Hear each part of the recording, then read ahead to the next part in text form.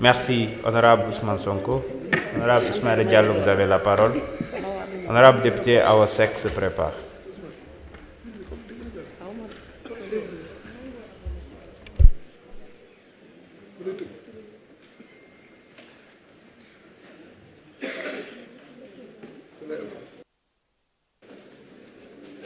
C'est bon. Salaamaaleykum wa rahmatulahi taala wa barakatuhu. Monsieur le président maa ngi lay nuyu bu baax. Monsieur le ministre des finances maa ngi lay nuyu bu baax ak ses collaborateurs. Monsieur le ministre du travail et de l'emploi également en relation avec les institutions. Monsieur Abal Fall maa ngi lay nuyu bu baax. Man jàngat naa projet de loi bi am na solo ndax gis naa ne dafay renforcer la supervision des établissements bancaires. C'est important. Day garantir la stabilité du secteur financier loolu tam lu am solo la lu ci gën a am solo mooy day protéger les intérêts des déposants et des clients bancaires. Man banque moom dama koy comparer ak hôpital rek xam nga hôpital moom jaaxle moo la fay yóbbu ñu toppatoo la nga génn di reetaan waaye banque da ngay ñëw dès le début ñu tax defaral la tapis rouge nga kontaan ba bëgg a dee ñu signé la nag da ngay signé ba kontaan waaye boo fa xasee génn boobu ngay tàmbale say jafe-jafe boobu lay tàmbale. Donc bu ngeen defee ne da ngeen wax ne da ngeen di protéger clients yi loolu dama ci ànd te am na ay points forts renforcement du contrôle et de la supervision. Il faut un cadre de contrôle plus strict nag pour les établissements bancaires notamment en matière de gestion des risques de gouvernance et de conformité.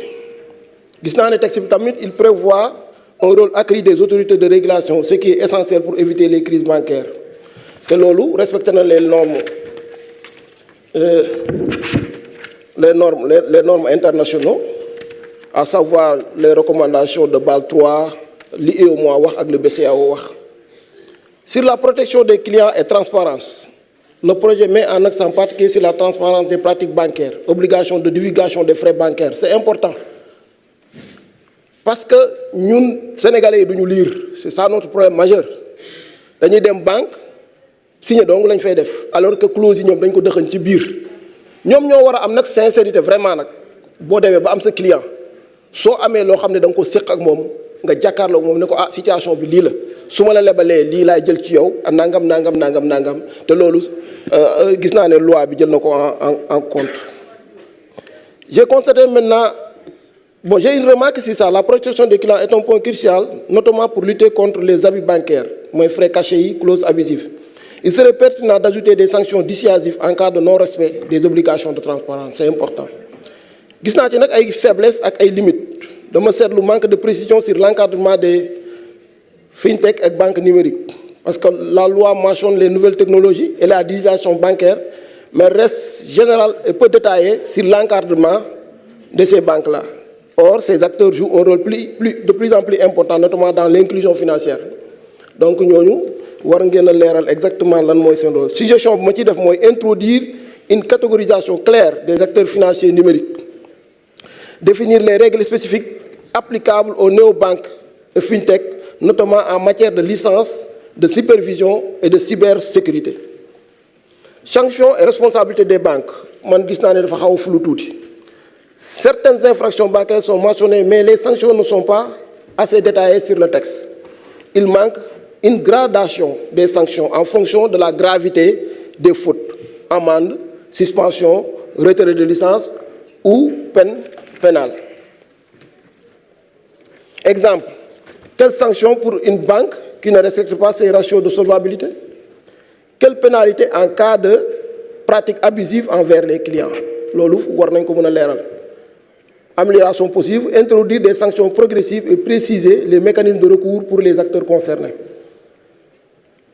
Bon li ci des nag moom pour département Guinguinéo la ñun amuñu banque de plus de 30 000 habitants Guinguinéo ñoom bu ñu bëggee dem pour récupérer seen xaalis loolu nag waa département Guinguinéo dañ ma koo jàmbatoon ma ñëwoon le ministre des finances di la ko jàmbat au moins ñu mën a am banque dans le département.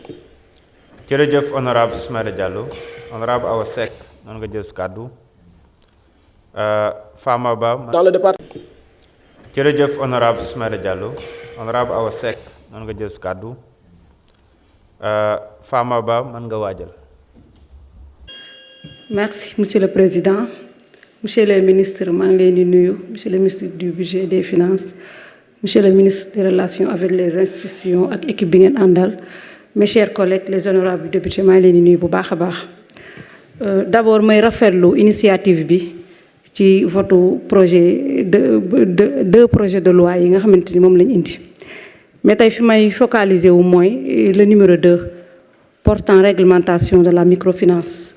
Les petites et moyennes entreprises yakamti nañ ko te yitteel na leen lool.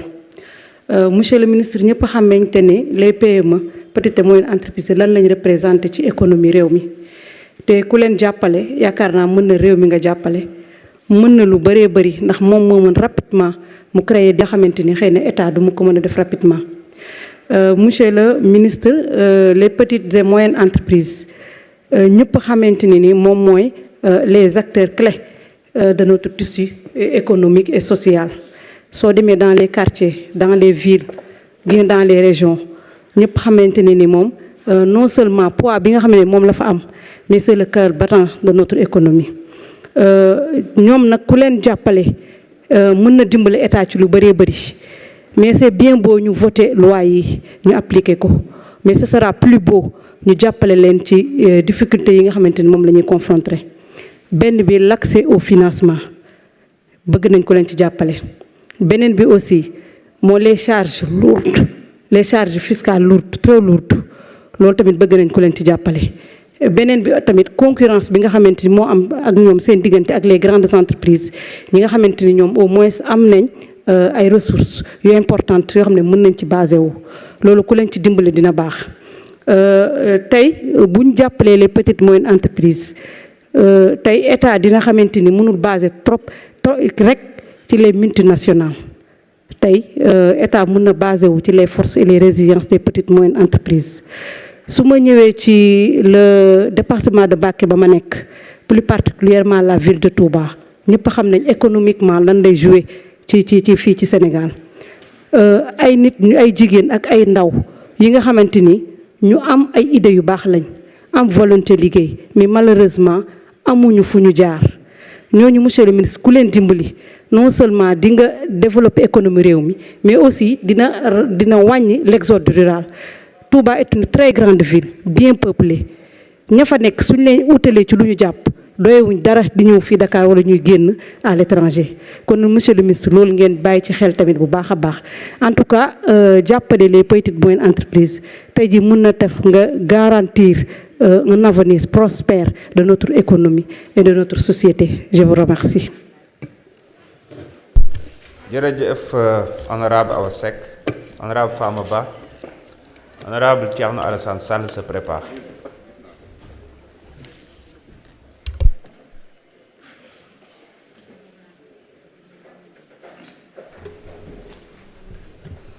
Rabbi ishrah li sadri wa yassir li amri wahlul uqdatam min lisani yafqahu qawli. Assalamu alaikum wa rahmatullah. Honorable Excellency President El Haj Malik, dear Minister, honorable colleagues. Okay, I would like to give a kind of thing I knew in Merchant of Venice with Shakespeare. When Shylock would like to cut a pound of flesh from the one who could not pay the bill. maa ngi doon ñëw ci benn anecdote boo xam ne Merchant of Venice bu Shakespeare bind ki nga xam ne mooy yahud bi daf ne woon puisque kii mën a